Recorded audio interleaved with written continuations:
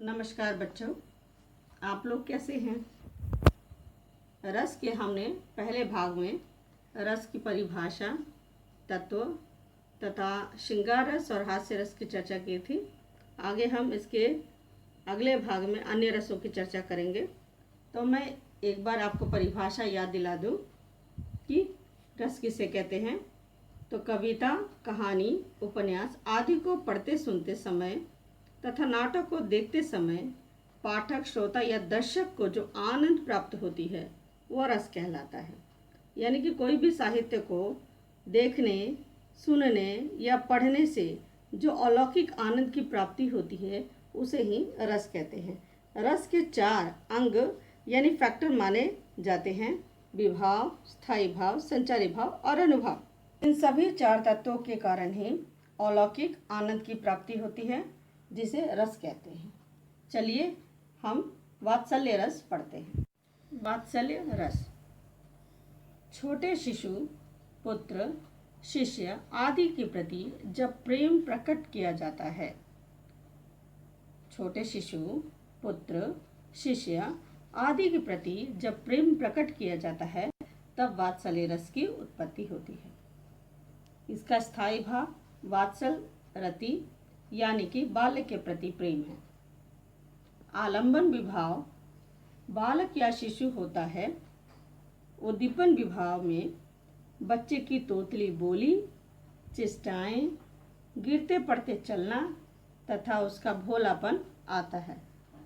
अनुभाव के अंतर्गत बच्चों को चूमना, पुचकारना, पुलकित होना यानी कि खुश होना तथा उसे गोद में लेना आदि क्रियाएं आती हैं।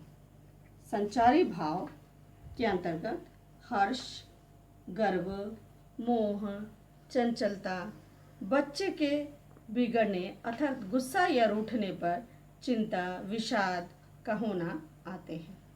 चलिए एक उदाहरण देखते हैं जो वात्सल्य रस का बहुत ही सुंदर उदाहरण है।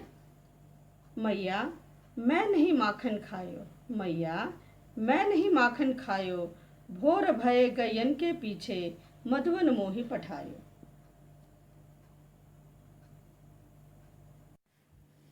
वात्सल्य रस का अगला उदाहरण देखिए बच्चों, ये भी कृष्ण भगवान के ऊपर ही है।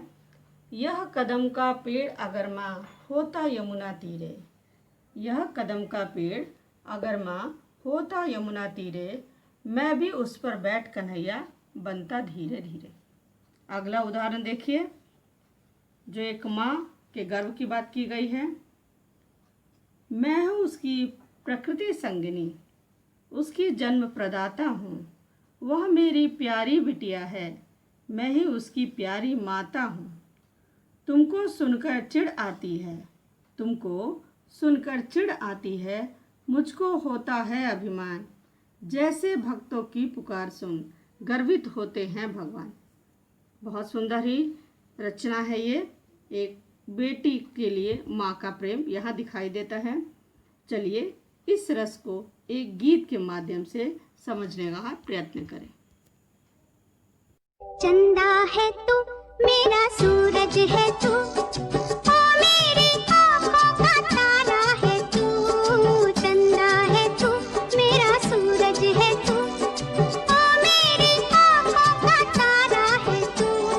जीती हूँ मैं बस तुझे देख के, इस टूटे दिल का सहारा है तू। चंदा है तू, मेरा सूरज है तू।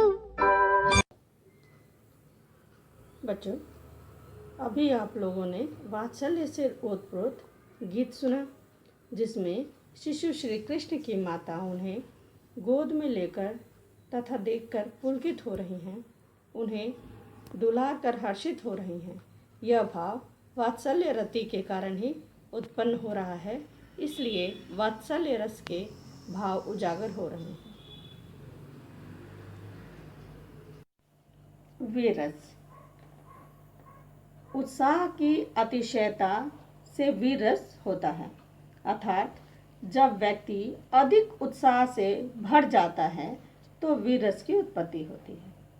वीररस का स्थायी भाव उत्साह है। यह उत्साह युद्ध, दान, दया, धर्म आदि के लिए होता है। अर्थात शत्रु के घमंड को तोड़ने, दीनों यानी गरीबों की बुरी दशा तथा धर्म की दुर्गति को मिटाने अथवा किसी कठिन कार्य को करने का निश्चय करते हुए जो तीव्र भाव हृदय में पैदा होता है वह उत्साह होता है। अब चलिए आलंबन विभाव के अंतर्गत इसमें जो है शत्रु आते हैं। उद्दीपन विभाव के अंतर्गत युद्ध के बाजे बजना, शत्रु का ललकारा जाना यानी कि शत्रु का सामने आना इत्यादि आते हैं। अनुभाव अंगों का फड़कना, अस्त्र शस्त्रों का प्रयोग आदि आते हैं। और संचारी भाव के अंतर्गत क्रोध, गर्व, स्मृति, हर्ष और उत्सुकता आदि भाव होते हैं।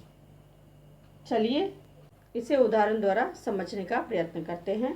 पहला उदाहरण है, तनकर भाला यूं बोल उठा, राणा मुझको विश्राम न दे। मुझको बैरी से हृदय शोभ, मुझको बैरी से हृदय शोभ, तू तनिक मुझे आराम न दे। अगला उदाहरण लेते हैं। हमारा अगला उदाहरण है जो आपने पढ़ा और सुना भी होगा। चमक उठी सन 57 में वह तलवार पुरानी थी।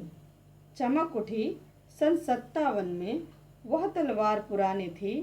बूंदे ले हर बोलो के मुँह हमने सुनी कहानी थी।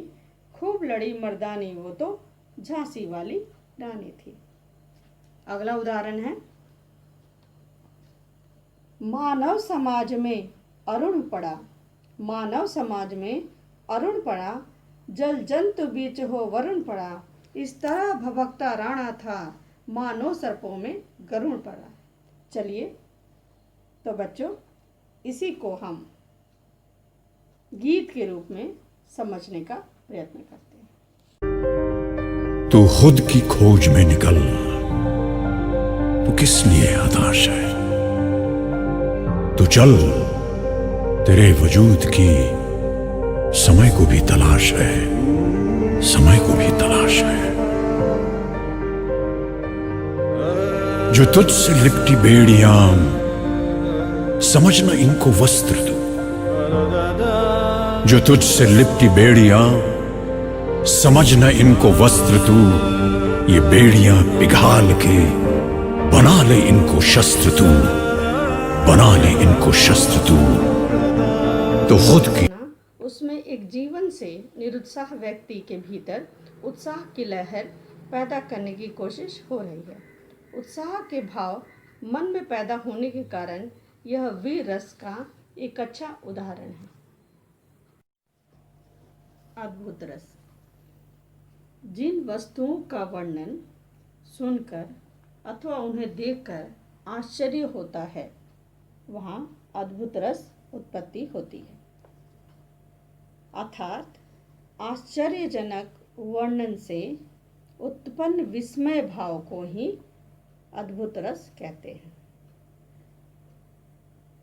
अद्भुत रस का स्थायी भाव विस्मय होता है। आलंबन विभाव, इसमें अलौकिक वस्तु या आश्चर्य कर देने वाली वस्तु या दृश्य देखना हो सकता है। उद्दीपन विभाव के अंतर्गत विचित्र व्यक्ति या वस्तु के गुणों का वर्णन, शांत रात, चारों ओर छाई नीरवता हो तो भाव तीव्र हो जाते हैं। अनुभव में आंखें फाड़कर देखना, रोमांच, दांतों तले उंगली दबाना आदि क्रियाएं आती हैं। संचारी भाव के अंतर्गत हर्ष, मोह और भय आदि आते हैं। चलिए उदाहरण देखते हैं। बहुत ही सुंदर उदाहरण है। एक अचंभा मैं सुना, कुएं में लग गई आग। एक अचंभा मैं सुना, कुएं में लग गई आग। पानी पानी जल गया, मछली खेले फार। अब चलिए दूसरा उदाहरण लेते हैं। देख यशोदा शिशु के मुख में, देख यशोदा शिशु के मुख में सकल विश्व की माया, क्षण भर को वह बनी अचेतन, हिल न सकी कोमल काया। अगला उदाहरण लेते हैं। आगे नदियां पड़ी अपार, घोड़ा कैसे उतरे पार। आगे नदियां पड़ी अपार, घोड़ा कैसे उतरे पार। राणा ने सोचा इस पार, तब तक घोड़ा था उस पार। बच्चों, तो चलिए इस रस को सीखने के लिए एक मनोरंजक गीत का सहारा लेते हैं। ओम मंगलम मंगलम। अपने ब्रेन ब्रेन ब्रेन की है कारस्तानी, हम तो ढूंढ ढूंढ ढूंढ ले फायर में पानी, फायर में पानी। अपने देश देश देश में सब कुछ मुमकिन है।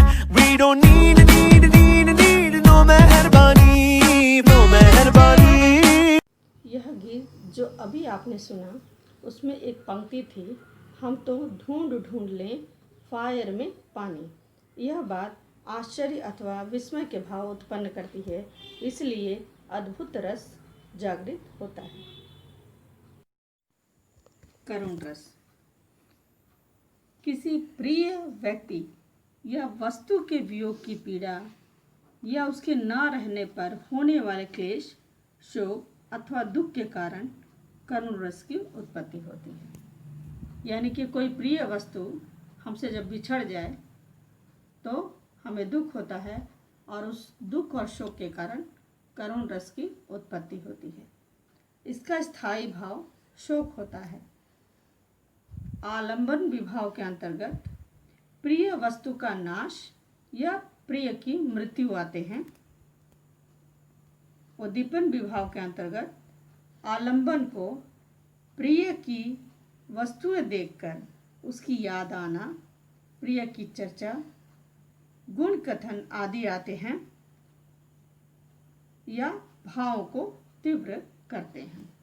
अनुभाव के अंतर्गत सिसकियां भरना, रोना, प्रलाप, भाग्य को कोसना, मूर्छा आदि आते हैं। संचारी भाव के अंतर्गत स्मृतियां यानी कि यादें, चिंता, शंका, ग्लानि, उन्माद आदि आते हैं। उदाहरण के लिए इस बात को समझने के लिए हमारा पहला उदाहरण है, हाय भूख की बेबसी, हाय भूख की बेबसी, हाय अभागे पेट, बचपन चाकर बन गया, धोता है कप प्लेट। चलिए दूसरा उदाहरण लेते हैं। बुझी पड़ी थी चिता वहां पर, बुझी पड़ी थी चिता वहां पर, छाती धधक उठी मेरी, हाय फूल सी कोमल बच्ची, हुई राख की थी ढेरी। अगला उदाहरण लेते हैं। चाट रहे जूठी पतलवे, सभी सड़क पर खड़े हुए, चाट रहे जूठी पतलवे सभी सड़क पर खड़े हुए, और झपट लेने को उनसे कुत्ते भी हैं अड़े हुए।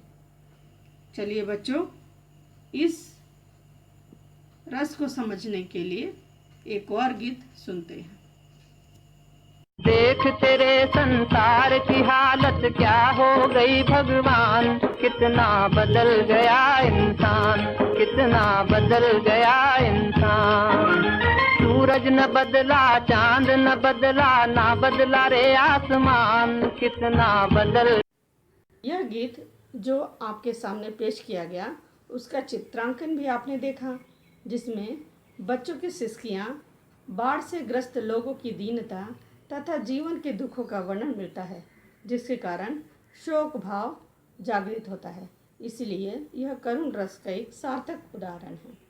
बच्चों, यदि आप लोगों को यह वीडियो अच्छा लगा हो तो इसे लाइक और सब्सक्राइब करना नहीं भूलिएगा।